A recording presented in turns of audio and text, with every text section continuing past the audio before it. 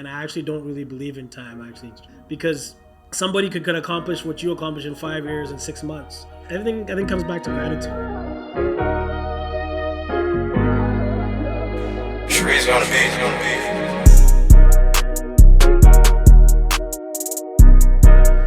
Okay, everyone, welcome to another episode of Young and Gifted, the podcast where we talk to young and gifted individuals and we get to dive into their minds and pick the brains apart so that we can help some of you guys out there.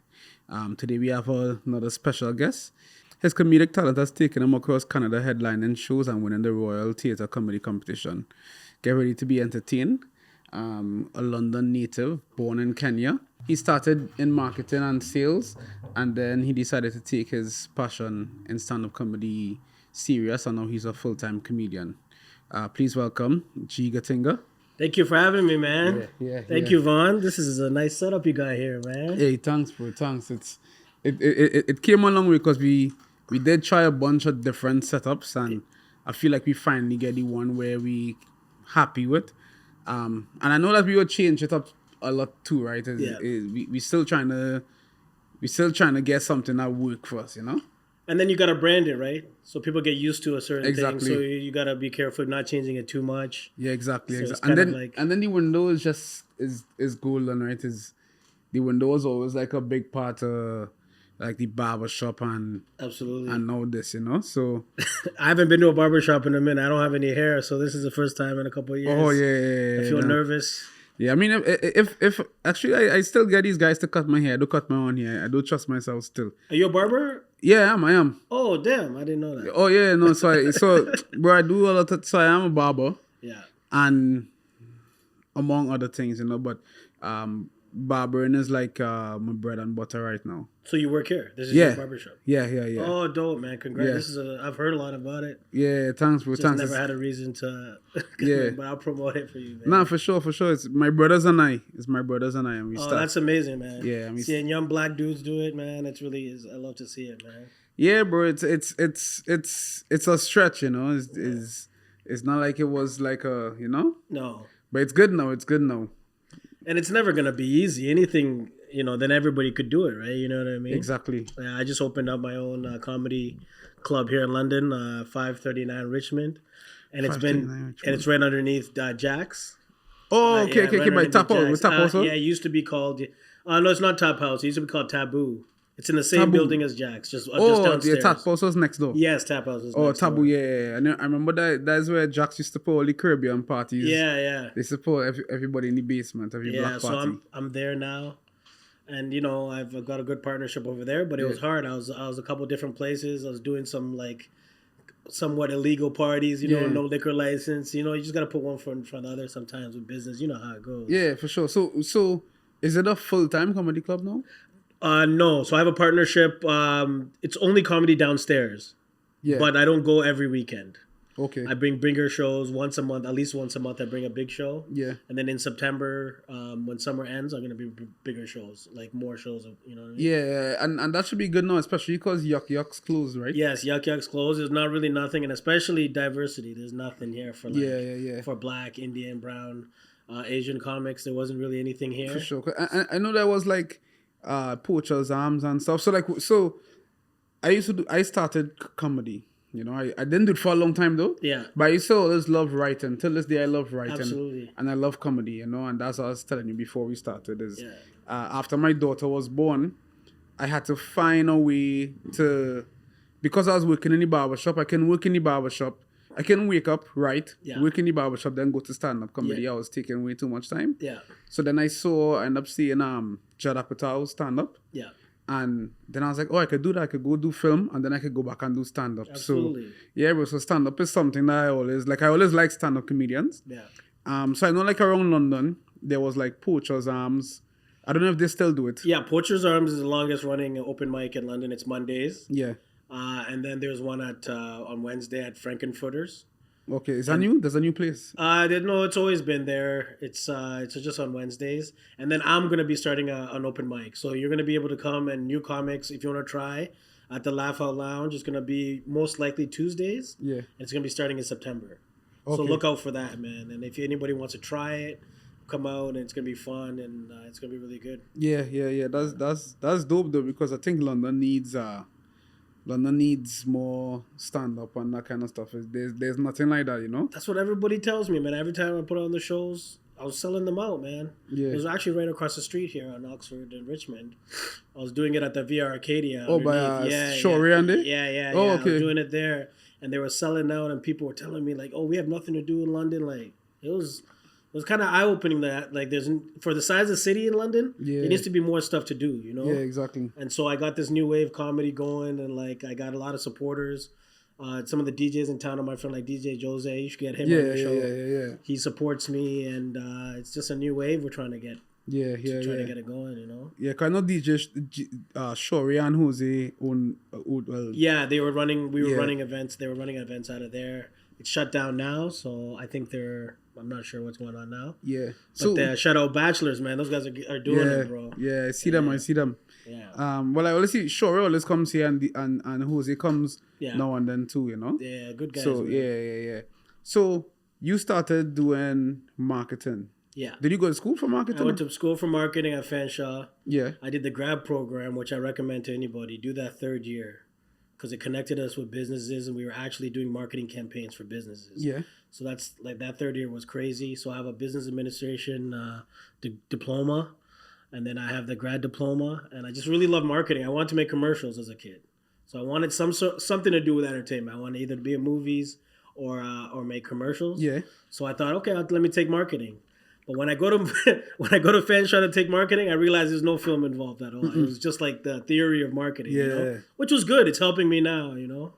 But everything has kind of come together beautifully now. Like all the marketing stuff that I learned, the selling the cars, just being a people person. It's all helped me be a good comedian and be a good promoter. You know? Yeah.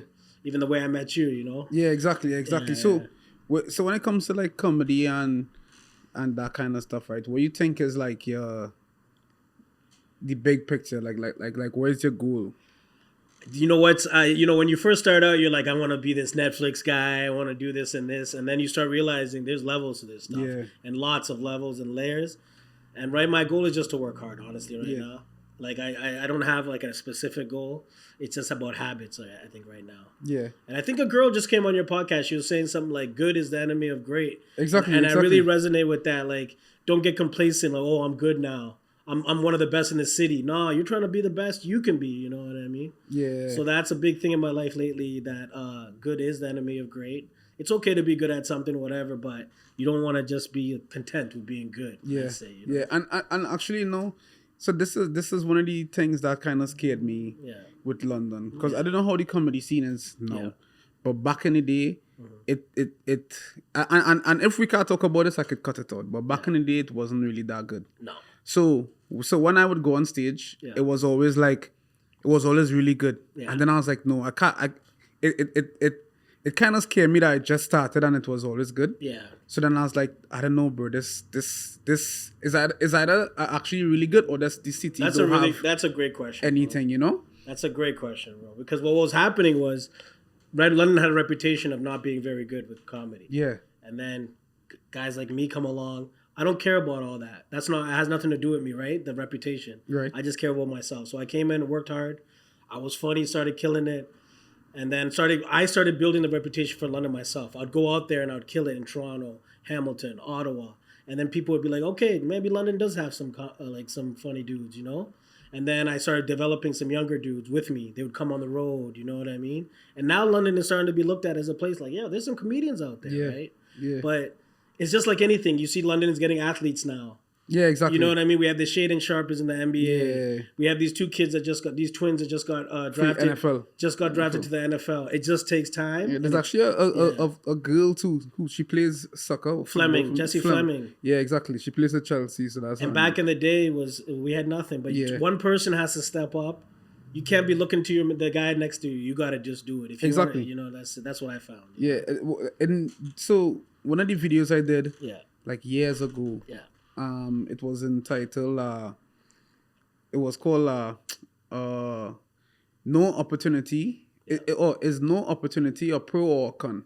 Yeah. And I was arguing that no opportunity is a pro because that means that nobody do it in that area before. Absolutely. So now it's an open market. Yeah. You know, and that's what I saw London as, is that it was like a place where everybody, I guess it's Canada. I feel like Canada, on the whole, they push this narrative of like having a regular job and being a work person and the taxes and all these other things. You know, they don't really push entrepreneurship and what you do, and which is entrepreneurship. You know, so to me it was like, you know, because they don't push it, that means that it hardly have people who actually go in for it, and people are going for it doing good. You know, so it's an open market, but it's good to see somebody doing it, you know. And what's beautiful is my big thing in my life lately is turning negatives into positives. So, like, let's say the market's not there. Well, you are the market now. There's no barrier to entry. There's nobody competing with you. You can look. There is positives when there's nothing there, right? So I looked at it that way. I just started doing open mics, man, and I fell in love with it. And I was really good, but I never compared myself to my city or even my country. I just want to be the best I can be. And things are going well. Like, I'm going to be on it's called the Nubian Show at Yuck Yucks this Sunday. It's Kenny Robinson. He's the biggest comedian in black comedian in Canada. Is that the light skin guy? Yeah, and he's older. He's 60 years old. One of my idols growing up. And I got him down to my club. He met me. He saw me do comedy. He liked me, and now he's giving me a shot. And that's all the biggest black comedians in Canada. Is this in Toronto? This is in Toronto this Sunday. So I'm hyped. This is one of my goals. That was one of my goals, actually. Yeah, so that's good, though. I wrote that down 2023, and I'm doing it. So, you know, that's why I don't want to limit myself, too, right? Yeah, for sure. Just put one foot in front of the other, I say, bro. Yeah, I saw, actually, there was this guy, like, when I used to do it, there was this guy who I saw perform. I can't remember his name, but he's like this light-skinned Spanish guy. I think he was half Spanish. I can't remember. And he was there, and then I saw him on one of those bigger shows that it was on TV. And I was like, oh yeah, that's this guy. And then also there was this other guy who was from London as well. Another black guy. He was from London. I think he's Muslim. I'm not sure.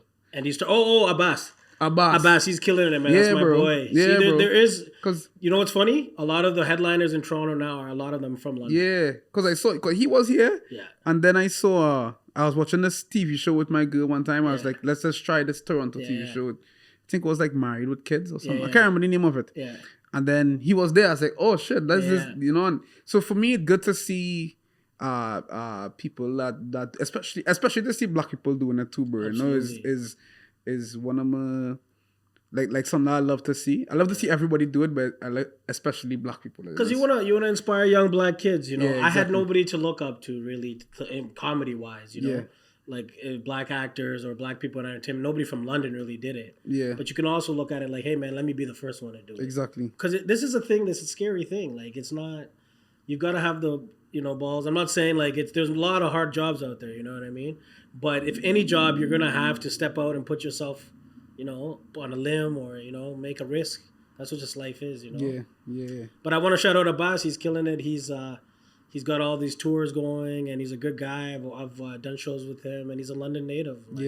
But it seems like you have to leave London at some point. For sure. That's what happens. For sure. For sure. Always, bro. Like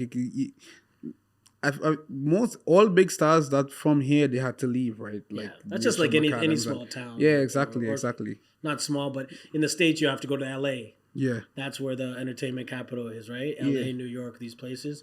In Canada, we have Toronto. That's where Netflix is. Yeah, that's where Vancouver. Vancouver is where they're filming a lot of stuff. Yeah, Vancouver is big now. Yeah, absolutely. Yeah, so at what age did you come to Canada? I came when I was 5, man. 5. So I don't even remember back home, only from the visits that we go back every few years or whatever. Oh, okay. But I don't really remember. Came here, and my mom actually got into Fanshawe for nursing. Oh. And that's why we came to London. And she's about to retire. Shout out to my mom, amazing mom. Yeah. And she was a nurse for 30 years here in London, raised 3 kids by herself. And does she come to your shows? She hasn't come to a show yet. They're a little wild for her. Yeah, you know what exactly. I mean? Yeah, they're a little wild for her. So, but I am actually trying to make a clean version for her. Yeah. So I could maybe go to her church or something. You know what I mean? Yeah. So actually, this is one of the reasons why I started this podcast too. Yeah. Was because my mom, because I do like little movies, Yeah. short films and stuff, and my Yeah. mom would never watch them. Yeah. She's like, oh, there's always cursing. Yeah, You know, yeah. there's always profanity, you Yeah, know? yeah. So I wanted to do something where she could actually sit down and listen and see, okay, well, it's more to what he doing than the cursing. And she hated, even when I used to do stand-up comedy, she'll never like watch none of the videos I send her. She said it has way too much cursing and stuff. Yeah. But that's good. It shows that you're trying to be versatile. I think clean comedy is the hardest comedy. It's very hard, man. It's not easy to do it. The problem with comedy is you can be clean and not swearing are two different things. You can be very dirty without swearing. Yeah, exactly. Right? So there's also that line, right? I just who I am. I talk a lot about single moms. Like I got this line about how I love single moms. I talk about all kinds of stuff. Mostly a lot of race. Dave Chappelle's my favorite comedian of all time. So I do a lot of race stuff, and that stuff is fine. Like it's not really dirty. I just kind of research countries, and geography is one of my passions. Right. So that just kind of came in with comedy. I love geography. I love different cultures. So I love making fun of different cultures, and I make fun of everyone. So it's fun. So at night you perform, obviously, but so you write during the day, or do you not write as much? Or I write when I'm inspired. I don't force myself to write. Yeah. So, but I write almost every day. Yeah. I'll write something, even just an idea down, a premise. You know what I mean? I'll be like, this word is funny. Yeah. I just write it down. And I'll come back later, you know, and then sometimes, and then it's important to experience life too. Yeah, of right. course. So that's where my jokes come from. So I'll go out and people watch, or I'll go to a concert. I'll see like, well, that guy used the washroom funny. Like, what, you just observations. Yeah. I mean? You have to notice. So I think it's very important to experience life as well, and then you get the jokes from there. But I let it happen naturally. I don't say, "Oh, today I'm going to write for 4 hours." I don't do that. Yeah, that's good. I do a lot of marketing during the day. So a lot of the days I'm on Instagram. I'm promoting my shows. I have a festival coming up, August 11th and 12th in Port Stanley, the Port Stanley Comedy Festival. Yeah.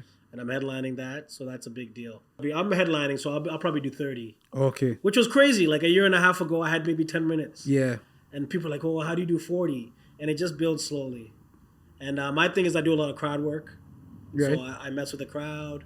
And people have come to know me for that. But I didn't start out like that. Yeah. I had just my jokes or whatever. Yeah, that's something they had to kind of learn, right? But people love crowd work.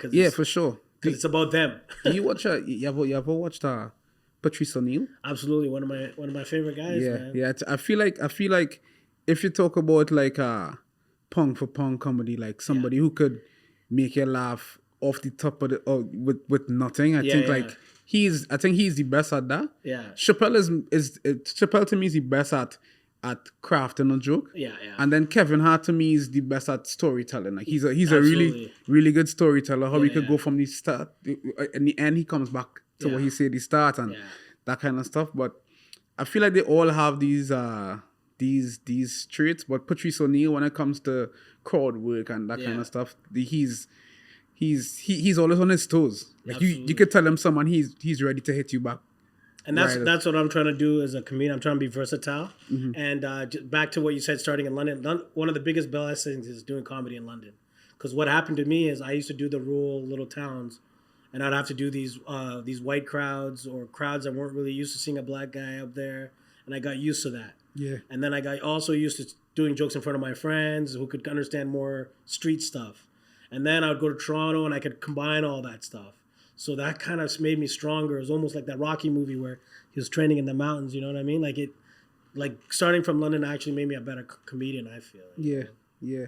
So what's the highs and the lows, you think? Man, the problem is you dwell on the low. It's like anything. You dwell on the lows sometimes more than the highs. I need to take time out and appreciate like, oh, I just did that show. That's but the lows are when you don't get laughs, man. I don't care who you are. Dave Chappelle, you're going to bomb at some point. Yeah. You're not going to connect with a crowd. It's just something, they're not ready to laugh. You're not on your A game. I'm telling you, man, I've left the stage feeling like crying into a pillow, bro. Because I care about this stuff, you know what I mean? Like, bro, one time I went to Toronto. Yeah. And we booked this show, and these people who booked me in, it was these other bigger comedians at the time. Yeah. And I was the one who was like fresh, you know? Yeah. And this girl vouched for me. She's like, yo, come. Yeah, he's going to come and he's going to kill it. Yeah. And I go to the show, And in the show, they're doing the show in a restaurant, bro. Yeah. So the front of the show is for the comedy show. Yeah. The rest of the restaurant didn't even know there was a comedy show, bro. Yeah. So during my set, you hear people saying "Happy birthday," and I'm there trying to do my jokes, bro. And they're like, "Oh my gosh, I haven't seen you in a long time." And I could hear all their conversations, bro. Was it the real jerk? Huh? Was it the real jerk? No, was it a Caribbean restaurant? No. It was like it wasn't even a Caribbean. That's the thing, bro. It wasn't even like it was. It had one Trini girl. Yeah. So when I made a joke and I said Trinidad, Yeah. she turned around with her friends and said, Trinidad! Yeah. But that was if it was all white people. Can I tell you something? I'm not a biggest fan of doing comedy in bars. I do a lot of comedy in bars here and stuff like that, but bars are so weird sometimes, especially if, like, comedy is supposed to be in like a confined setting, kind of dark, lower ceilings, intimate setting, you know what I mean? When you get into bigger bars, it can be really tough. Yeah. Because you got people having conversations Exactly. in the back. And then that shows you off, right? And Yeah. I feel like comedy only works if everyone goes for comedy. yes, for sure. But if you go to try to get a gal or Yeah. to talk to people or something, you're not Yeah. gonna be and that's why I think they like to do the light, Yeah. the dark room, so that For you sure. don't get distracted. But Yeah.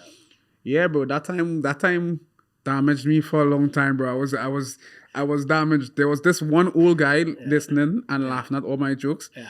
But then everyone else was just like, "Happy birthday!" See, the issue with that is you have to get on stage as fast as you can. Get off. No, get back on after.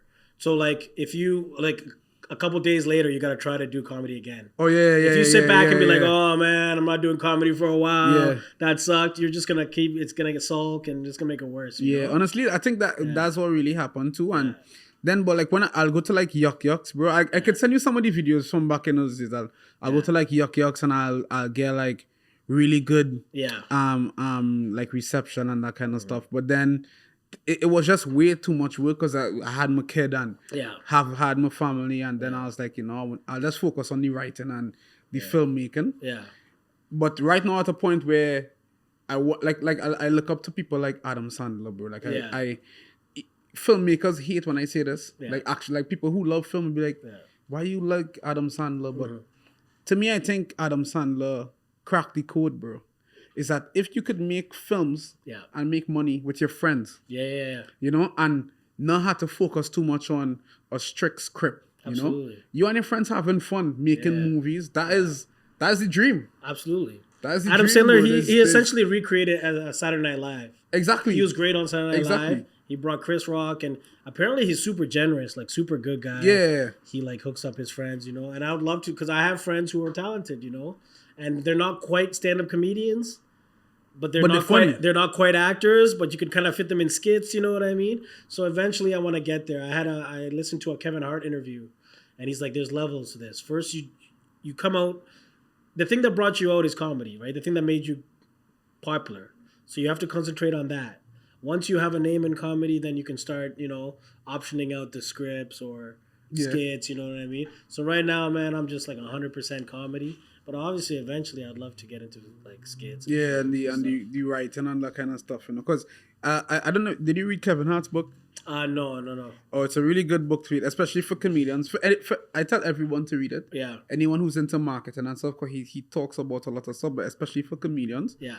Because the stuff he talks about is really interesting and what he had to go through. And like, for instance, his first movie, which was Paper Soldiers. Yeah. He got paid like $160. Yeah. And he wrote the script. Yeah. Starred in it. Great movie, man. Yeah, great movie.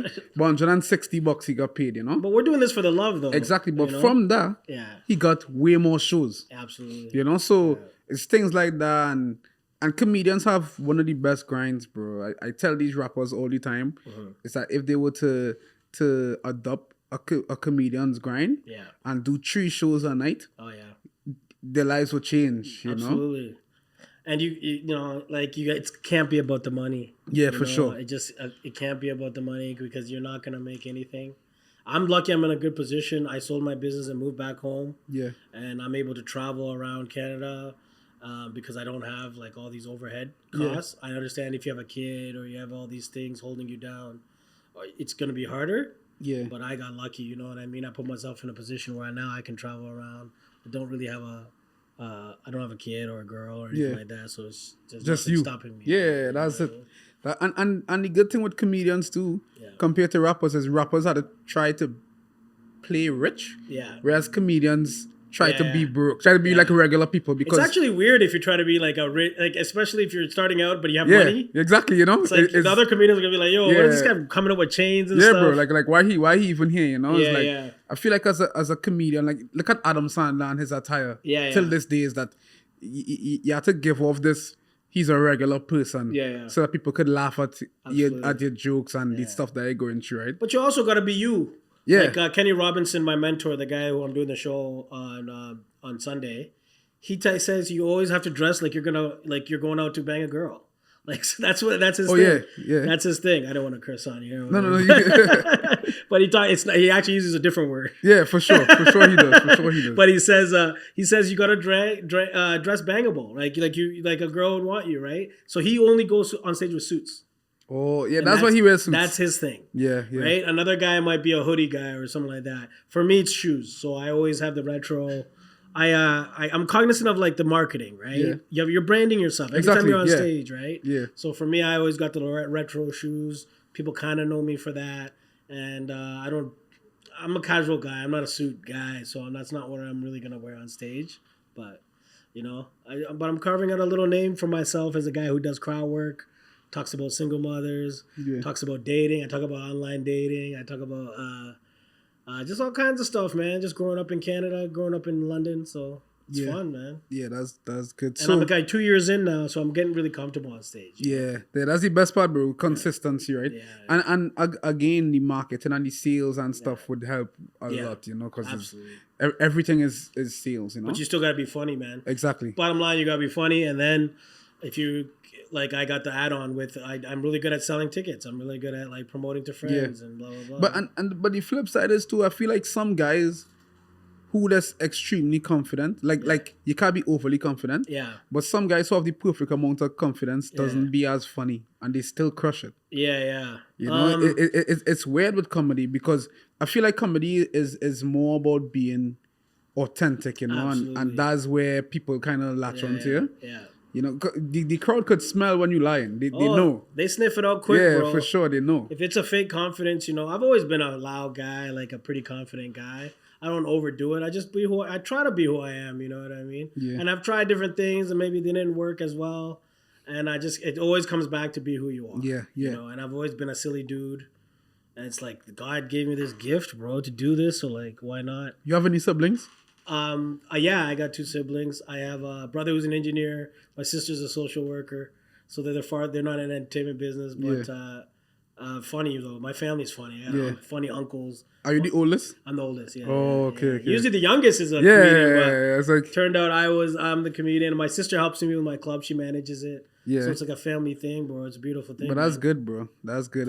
But I'll actually come, because I've been looking for like stuff to do. I don't party no more. Yeah. You know, I told myself and my people that the next time you see me in a club, next time you see me in a club, just know I made $1 million. You know, if you see me in a club, just know to yourself that I have $1 million. You know, like, so.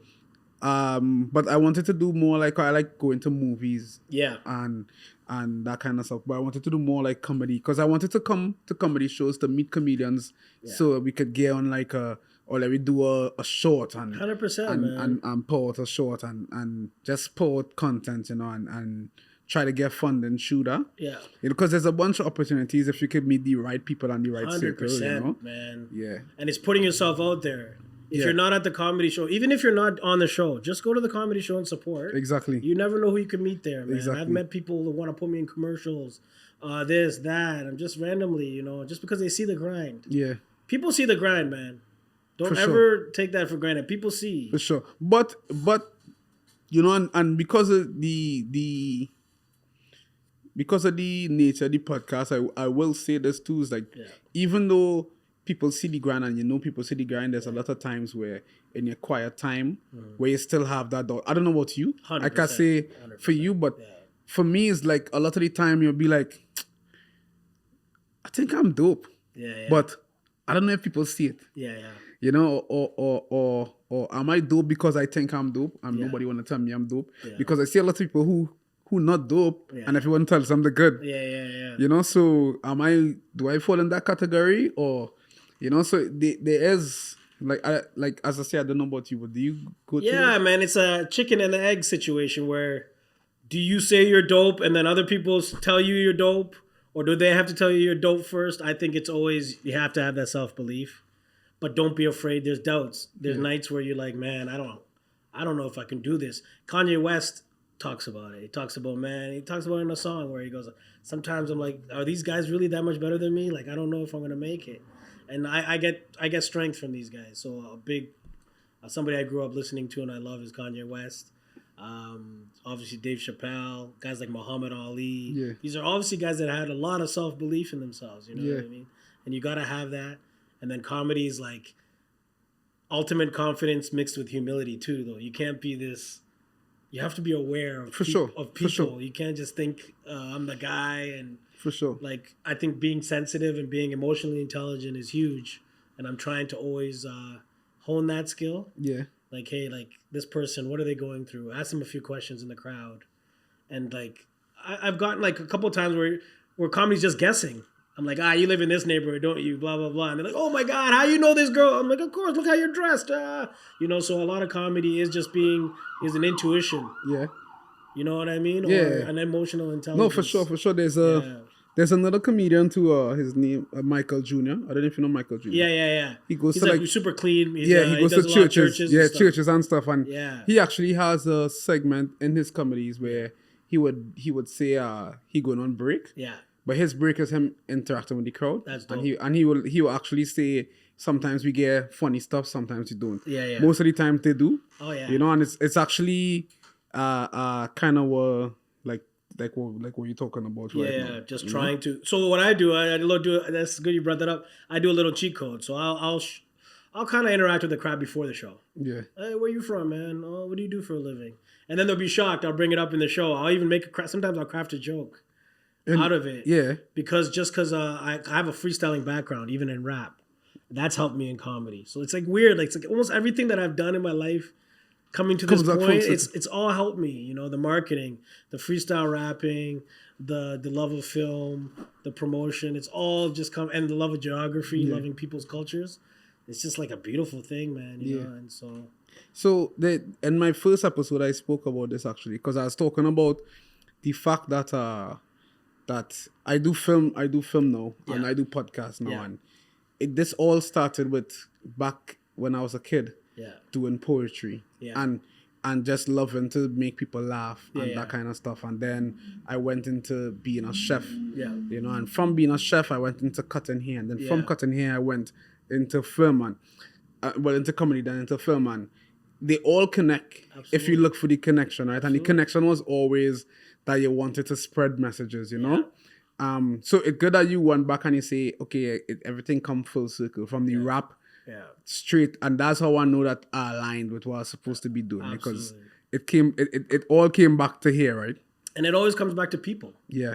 Right? Yeah. Being a chef, you're serving people. Exactly. You know what I mean? Being a barber, you're dealing with people. You're essentially a therapist when you're a barber. And that's the purpose that's the purpose of purpose, right? That's the reason why God gave purpose. It's always for people, it's never for you. Yeah. You know, it's always how you could help somebody get through a certain situation, you know. You ever feel imposter syndrome? Like you found your purpose, but you feel weird talking to people who haven't really found their purpose yet? So like I'll feel, because I feel, well, you know, so I'll be like, oh man, the comedy has saved my life. I love comedy and I'm doing well. And maybe they haven't found their purpose, and I don't want to feel like I'm boasting, you know? Yeah. You know, so I have to be that balance too. Honestly, I might be an asshole when it comes to that. You know, thinking about it as you see it like that. Because I remember this one time I went into Joe Cool's into the bathroom. Yeah. And there was this guy who was from Mexico giving mints. Yeah. And I told him, I'm like, bro, you didn't leave your country to come here and do this, bro. Yeah. You know, and thinking about it now is like, that was just me saying you have way more to life that you need to search for than. And I understand that some people have to go through what they're going through. But coming from me, bro, I am the kind of person who rather stay broke Yeah. trying to fight for what I want to do Yeah, than to go and get a job or to do something that I do like for the money, you know? Yeah, yeah. To figure out your purpose, Yeah. what you had to do. You had to spend time by yourself and figure out yourself, you know? So most people who say that they didn't find what they want to do, Yeah. if you really talk to them, Yeah. they would be like, oh, I always had a boyfriend, or I always had a girlfriend, or I always had people around me. Yeah, yeah. I never spent time on myself. Of course, they Yeah. would know Yeah. everything that you want to be is where your friends want to be. Yeah, yeah. You know, you're accountant. Why you want to be an accountant? Oh, because it's good money. Yeah. Yeah, but I just think you have to be careful. There's a time and place. for sure, for Like, sure. like they could be going through something really down, and then you come in there with like, "Yo, what are you doing?" Yeah. You know what I mean? But I understand what you're saying. Just maybe you have to say it in a better way. That's what I'm learning too. Not everything has to be said all the time. I'm not saying that situation. No, you're but right, you're right. I'm learning to filter myself. You're right. And You know? and it's something that I am Yeah. also learning too. And for you, you see, for you is like, because you're a comedian. Yeah. But for me, it's like, if somebody, because of what I do, no one, I know just talking to people. Somebody will come to me for actual advice, you know? Yeah. Like somebody come direct. Yeah. So like as a comedian, it's not like they come for you Yeah. for like life advice. No, really. You know, they just want to laugh. Yeah. And then if you will be like, yo, you know what, you need to Yeah. do better. They're like, oh, you're supposed to make me laugh. You're Yeah, supposed to make me yeah. feel No, bad. you're right. But also, I think actions always are more than words. Yeah, So people go by how you live your life, right? yeah, So with my brother and my sister, I'm the oldest, and they're kind of seeing like, oh, okay, you can follow your passions, you can make a little bit of money doing it, and you don't have to be like boxed into this thing, you know what I mean? You can do whatever you want. But I also appreciate people who just love their job. Like I went to Tim Hortons the other day, and this lady was just loving her job. yeah. We need everybody to do. For we sure. need people to love their job and do it, right? Yeah. Like, there's a place for everybody in this world. So I appreciate everything, man. Yeah, exactly. And it's just understanding purpose again. Yeah, you know, yeah. is that everyone puts a price on success, you know? Yeah, yeah. Like everyone is like, oh, I don't want to talk to you because Yeah. you're a comedian, but you're not Yeah. Kevin Hart, you know, on Yeah, Netflix. yeah, So why go yeah. and listen to what you have to say? But Yeah. a lot of the times the advice you could get from people and it's just about being, bro. I feel like success is just about being, you know? Yeah. Like success to me is you. Yeah. You know, because you're on the road Yeah. trying to figure out who you are and Yeah. what you're gonna be and you're putting all these puzzles together every day, and every time you go on stage it's a new set. Even though it's the same set from the last time, it's Yeah, always a something new always. yeah, it's something always changes because you had to tweak it to the crowd. And to me, that what success is, you know. Success is actually there's a you ever heard The Stranger's Secret? No. Oh, if you The book? No, it's a book as well too. But if you go to YouTube tonight, just type "The Stranger's Secret" by Earl Nightingale. Okay. You know, and he breaks down the stranger's secret. And basically, what he says is that the stranger's secret is success is somebody who's chasing a worthy cause. Yeah. Basically, right? So that is success. So the teacher that's teaching because she loves teaching, the nurse that's being a nurse because she loves nurture, you know, the like you chasing something. Success is when you find purpose and you're chasing that purpose. That was success is. Absolutely. Finances have nothing to do with it. Yeah. But the world make it seem like finance is success. So that person in Tim Hortons to the world will be like, oh, she's not successful. But she could teach you way more than somebody who's a billionaire who want to commit suicide. You know, and it happens a lot, you know. So I feel like there's a lot of rewiring to do there, and comedy is the best way to bring everything like that together. Oh, absolutely. And nobody can tell me it's not important, you know. I've had people come up to me after shows like, man, I was having a bad week. Like that show, you just cheered me up, man. You were so funny. Like that just makes my, you know, that's what I do it for, you know. Yeah. And this thing that you can't tell somebody what success is, how to define success for them. Yeah. So somebody's success could be, man, I just want my family to be happy, and I just want to be in a safe place. Somebody else's success is like, I want $100 million. You know what I mean? Yeah, for sure. Like if Oprah, they talk about it, if Oprah woke up with $5 million, she'd be heartbroken. Yeah. If I woke up with $5 million tomorrow, my life would be amazing. So I don't know. It's all relative to different people, and you can't tell people what success is to them. You know? Yeah.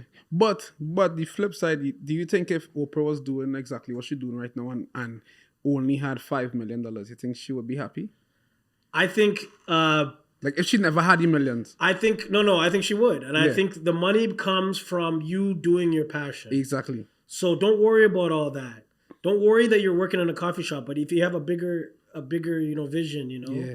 it's okay to do any kind of job. I respect people who do their job to fund their passion. Exactly. But make sure you're funding your passion. Make sure you're not giving your life to that job. Yeah. You know what I mean? And trying to go on trips every week, every month. Bro, it can become a cycle. Yeah, it's a trap sometimes. I've seen it. It's a trap. I was listening to DM Dash. Yeah. DM Dash is the next person who you could listen to. Oh, he's amazing. Oh, yeah. I listen to him all the time. Yeah, DM Dash, and he was talking about it, and he said one thing is that he never did something that he wouldn't do for free. Yeah. And he's like, I'm sitting here talking to you. Yeah. And I'm here for free. But if you also give me 50,000, I would still be here having this conversation. That's how I feel about comedy. Exactly. I would do it for free, but at some point, you build up your resume, and they have to pay you. Yeah, for sure. You have to know your worth, and that's where my business sense comes in. I know my worth. I love it. You know what I mean? But I know how to negotiate. I feel like some comics, younger ones, I got into it a little bit later. So a younger comic might not have all this stuff. People are like, oh, gee, man, you've done so much in a year and a half. Well, I'm older. Yeah. You know what I mean? I don't have a problem walking into a business and being like, hey, man, do you want a partner? Yeah. Do you want to do this? I have this credibility. I went to this school. And maybe the younger comic can't do that. For sure. And it just takes life experience. Yeah, and business is the backbone to everything. Yeah. Everything, bro. And most creators don't realize how much time that actually takes. Like earlier you said that during the day you do marketing. Yeah.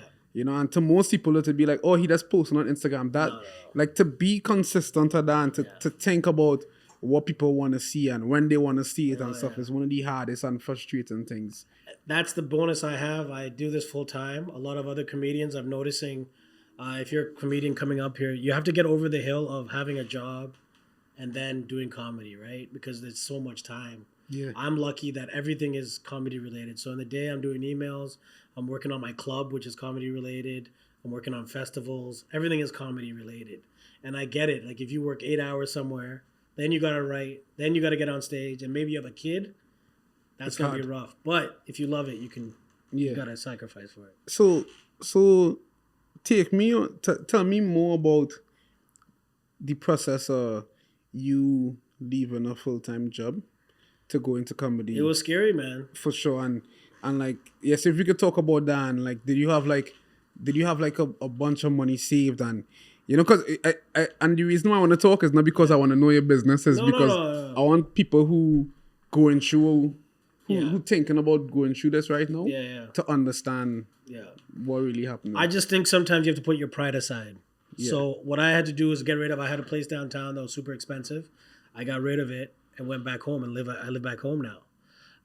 And I have a support system where my mom really supports me.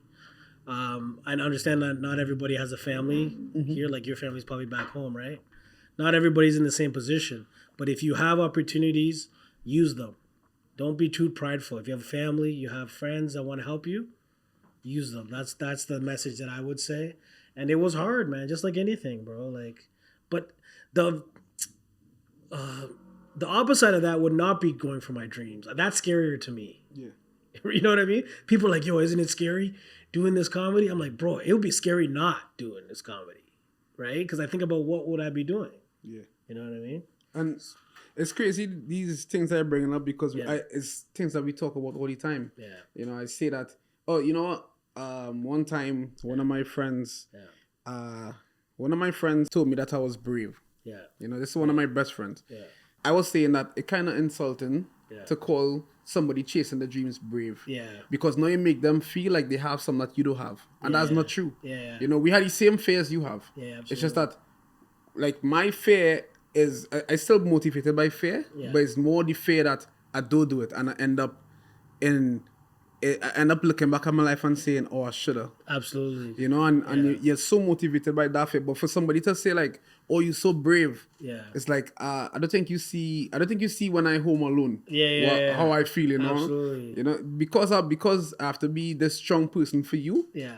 Doesn't mean we brave. To me, I think you brave that you could go and work your job and have your whole nights and watch movies and live your life, your young life, you know. I wish I could do that, you know. Yeah, and I think honestly, being black, you're perceived as this. You're always like tough guy, or like you're a rapper, or, you know, like you said, right? Like it's this fake persona, man. You can be sensitive and you can admit it, man. There's times where I'm like, man, what am I doing, bro? Like 2% of people can make this a career. You know what I mean? Yeah. It's not like, you know. Yeah, it's not like, and I see the reality of it too. Yeah. You know what I mean? But at some point, you have to be unrealistic.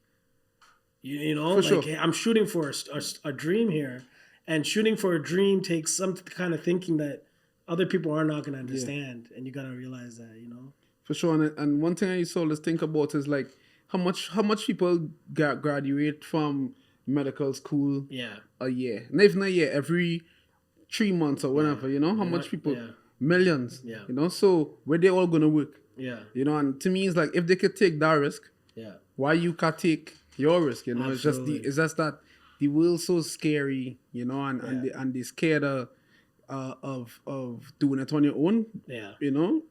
They much rather depend on somebody to help them, so the thought of you doing it on your own scares them, you know.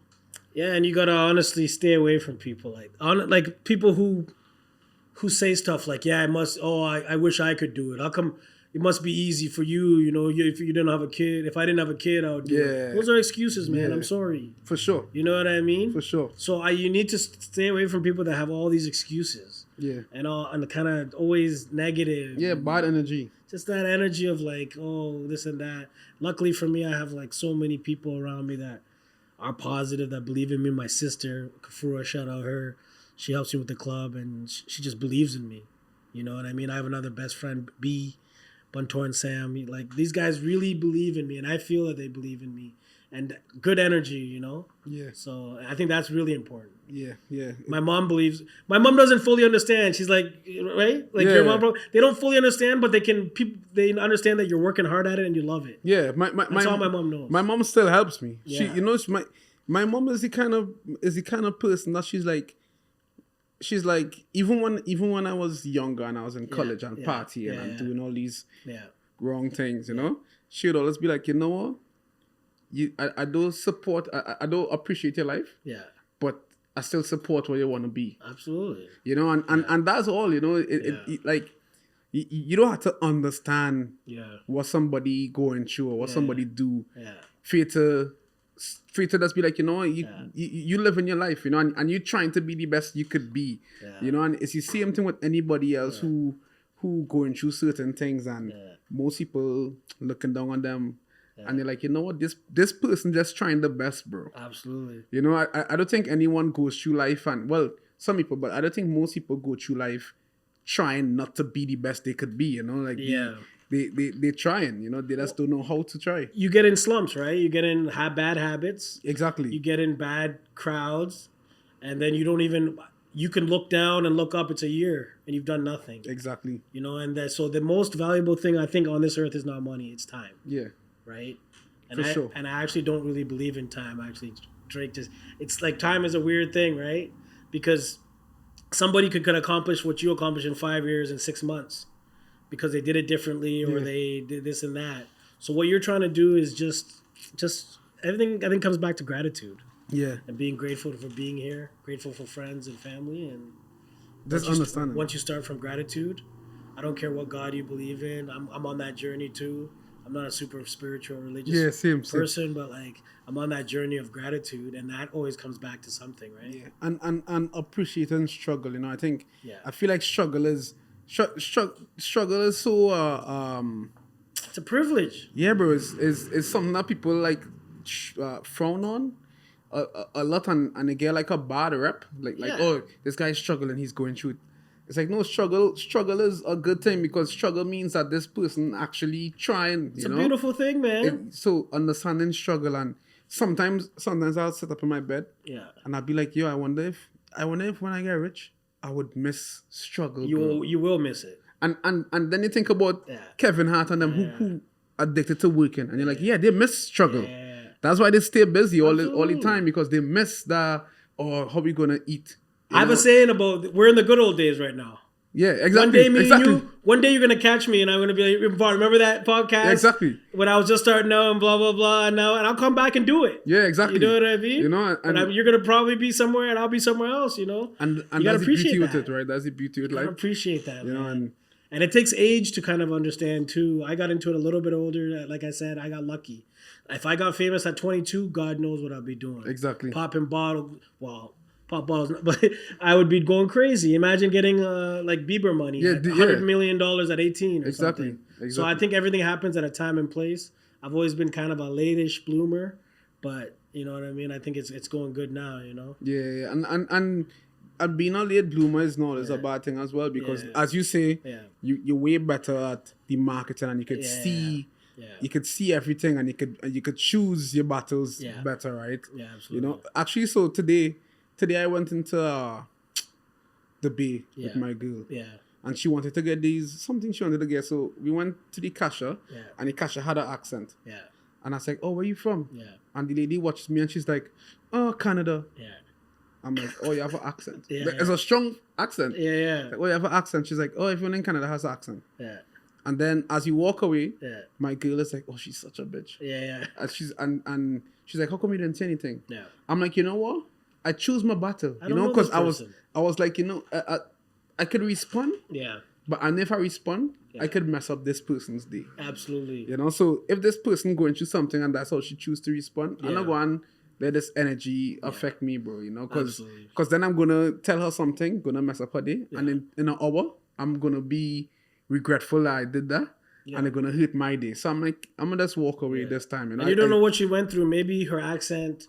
People made her feel bad or not being from here. Well, she was from Ukraine. I could tell she was from Ukraine. Yeah. But I was just trying to be like, you know, so at the end of the day, bro, to me, it's like some people going through something. So I choose my battles now that I'm older. Yeah. You know, I walk away from a lot more. Yeah. You know, even like financially, like some people come with certain deals and I'll be like, no. Yeah. You know, like the money sound good, but I don't like what come with the money, you know, and I need the money right now. Yeah. And that's gonna hurt me, but we can't do this right now. And that only comes with time and wisdom. Exactly. Bro. You can't go by that, you know? Exactly. That's what I'm learning, bro. Like, and then I just assume people are going through it. Right, so I'm not trying to. I'm a comedian, so there's times where I joke around. I might offend you, but I'm not. My job is not to hurt you. Leave the show. My job is to make you leave the show. Like, this guy's funny. He made fun of my coat, whatever. He made fun of me, but I'm not there. I seen Steve Harvey one time, made fun of somebody for 20 minutes. You know what I mean? In the crowd, and then Cat Williams came out right after. And he's like, "Yo, we didn't pay 20 minutes, or we didn't pay all this money to hear you make fun of somebody for 20 minutes." You know what I mean? And I always respected Cat Williams for that. Yeah. And it's like, I'm not there to make fun of you. I'm not that kind of comedian, like, to make fun of you the whole show, make you feel bad. I will make fun of you a little bit. That's why they hate Cat, right? That's why they hate Cat. Because he's too real sometimes, but he seems to be making a comeback. Yeah. And he seems like he's off the drugs now and stuff like that. And this game is crazy, man. I've seen a lot of comedians fall off just here in London. Yeah. They'll get a girlfriend who's not cool. Yeah. Start getting into some drugs that's not... I've seen a lot of guys fall off, man. You listen to Ali Sadiq? So there's this comedy show on YouTube. It's called I Can't Believe This Is Happening. Yeah. Or something like that. Yeah. You know, and they tell stories. And he had this joke about Mexican got on boots. You ever see that one? No, I never. So when he was 18, he went to jail. Okay. He spent 6 years in jail. He was supposed to spend 15 years. Yeah. For drug possession. Yeah. He ended up spending 6 years. But he has all these jokes about being in jail. Yeah. He's a daughter and he's always sitting down, right? Is he that? Is he always sitting down? Or? No. Okay. No. Okay. Well, he sits a lot. He sits a lot actually. Okay. Bald guy. Yeah. He's like bald with a beard. Okay. He's Muslim, you know. Okay. So he has a new comedy called Domino Effect. Okay. And you should listen to it because he speaks a lot about what you talking about. Yeah. But he speaks about from the start of his life and how everything happened for it to reach where it is right now, you know? Yeah. So it's pretty dope, and it's dope to see where he came from because he was so small. Yeah. And then, like, he wasn't like, he was an extra for, like, Kevin Hart and stuff. Yeah. And then he did this one comedy and it has, like, 10 million views on YouTube now. And his career skyrocket, you know? And that's how it happens in comedy. And in anything, you know, is that you work for 10 years and then all of a sudden, one day, you wake up and you're like, well, nothing's a straight line, right? Exactly. Everybody thinks that, oh, okay, I'm started comedy, now I'm gonna shoot up. No, man, there's ups, downs, and if you quit, you'll never get to where you're going. But these guys who get this bad girl or they get into some problems and they stop comedy, you're not even getting a chance now. And those nights where you're crying, like when you go home and you're like, why am I doing this? You need to, like, those are important. Yeah, for sure. But you need to pick yourself up and keep going. Yeah, for sure. I see it as you know how many people I've seen that are not soup? Like, it's not a diss. Like, I'm like, they're okay, but they're grinders. Yeah. You know, you've seen it in all walks of life. For sure. You're like, this guy, oh my God, this guy made it. He wasn't even doing good in school. He wasn't doing this. He just kept at it. Yeah. He never stopped. You know what I mean? and he was no shame, you know, and like telling people what you do is a big thing, you know. Yeah. A lot of comedians, like, you know, it's like it's like when you see an ugly guy with a nice girl. Yeah. And you're like, how he get her? It's like, oh, he had nothing to lose. Yeah. But the good looking guy, you'll be like, I don't know, she might say no. Yeah. You know, and then when you end up talking to her, she'll be like, oh, I used to like you. Yeah. But you didn't say anything to me. Yeah. You know? But the ugly guy gave it a shot and look at who she with now. You know, it's the same exact thing when it comes to talented people. Yeah. It's that talented people think that the talent will just work for them. Yeah. And people should just see them rather than going out and... You can develop talent. Yeah. You know, can be something small there and you work at it too. It had to be consistent. Yeah. It had to be good at something and to always be good. You know, and I wanted to try a new joke. Yeah. And being like, oh, you know what? Everyone expect me to be this funny. Yeah. If I try this joke and it's not good, then then it's gonna be like was this other comedian as we wrap out this other comedian, what's his Dion Cole? Yeah. I think he has one of the best icebreakers in stand-up comedy, where he walks up to the notepad and he says, "Oh, I'm just gonna try these jokes." Yeah, you know. Yeah. Then he will start to tell jokes. Yeah. And then if people laugh, he'll be like, "Okay," and he'll pretend like he tick. Yeah. Then he will say something that's not funny and nobody laugh. He'll be like, "Okay, I'll take that one out." Yeah. You know, because that break the ice for everything. So now, as a performer, you're not gonna be scared that, oh, this person mightn't like me. Yeah, you know, it's so creative when it comes to stand-up comedy and the things that you had to do. Yeah, absolutely, man. So for me, I don't know. I got lucky. I feel like the crowd relates with me. I don't know. Sometimes it's like your face or your demeanor, how you go out there. There's energies. I think they can feel your energy. So a lot of time I come out there and I'm like, you know, I'm talking about. I'll be in London. I'll talk about looking for single mothers at Argyle Mall. That's what I like. I look for bad strollers, and I make things that are relatable. You know what I mean? I talk about Joe Cools and what you can find there. Like, you know what I mean? So I make it feel like, oh, I'm from this city. Yeah, cool. And then I'll go to Toronto and because I spend a lot of time in Toronto, I'll talk about neighborhoods in Toronto. So they make me feel, oh, maybe this guy is from Toronto too. So I think that's one of my strengths is like making me feel like I'm one of you. I'm just like, you know, I'm from your neighborhood or from your country. You know what I mean? Yeah. So I think that's going to help me on the road as I get on the road more and go international or whatever. But I appreciate you having me, man. Yeah, for sure. You got a good thing going here, bro. For sure, bro. For sure. Yeah, Thanks for coming, bro. Thanks for coming. And before we go, if you could name your Mount Rushmore of comedy. Mount Rushmore. This one's hard, but I'm gonna go. Okay, I'm not gonna. So it's always Richard Pryor. Okay, we wouldn't go with the goats. You know, so we wouldn't go with the Chappelles and. Oh, okay. You just want guys that I'm kind of look out for. Yeah. You wouldn't even know some of these guys. Well, not even to look out for. We just mean people who not like goated. Yeah. You know, so that you don't have that pressure. So you can name. Yeah. Like, who do I like? Who do I like lately?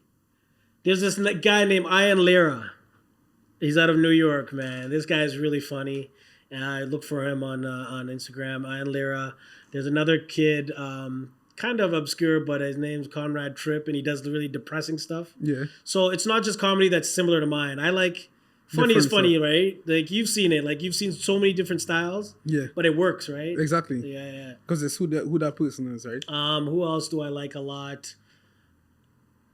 But that's my tree. I like guys who do a lot of race stuff. Andrew Schultz is killing it right now. He's in Toronto soon. Right? Yeah, and Theo Vaughn is good. Yeah, these guys are like on their way. He has a podcast, Theo Vaughn. Yeah, he's got a great podcast, and these guys are on their way, man. You know what I mean? Yeah, I think mine is Ali Sadiq. Yeah. Nori Davis. Okay. I don't know if you know that guy. I don't know him. He's sick, bro. He's Yeah. Nori Davis. Jermaine Fowler. Yeah. Viru Das as well. Yeah, okay. And then Hassan Yeah, Minaj. he does more the political. Yeah. I love political comedy, you know. Okay. So, yeah, but either way, bro, thanks for coming today, worries, bro. bro. Thanks for coming. It was good to talk and to chat about the comedy and stuff. And That's dope that you were a comedian, man. Yeah, bro, What kind of it's- comedy did you used to do, bro? Bro, I used to do like a lot of like family and culture thing. Yeah. I think my thing was like my accent. I couldn't get rid of my accent, bro. But that's that's So- why would you want to get rid of that? Because my accent is not like okay, so like if I have like an African accent, Yeah. it'd be like, oh, this guy like Tricks? Blackson. Yeah, you know. Michael Blackson. Then we, Awesome. oh, that's funny because it's clear and it's fun. But for Yeah. me, it's more like my accent. It's hard to understand. Oh, okay. So a lot of the times, my girl but she will coach me like, with like English, try to get me to. But I understand school. everything you're saying, man. Yeah, because you're black. but trying to get white people like, Yeah, you're right, though. You know, and then when one person laughs, then they start to laugh Yeah, and stuff.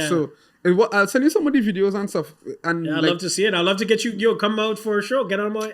Yeah, I'm gonna put you on a show. We're gonna get you back. Bro. oh, bro.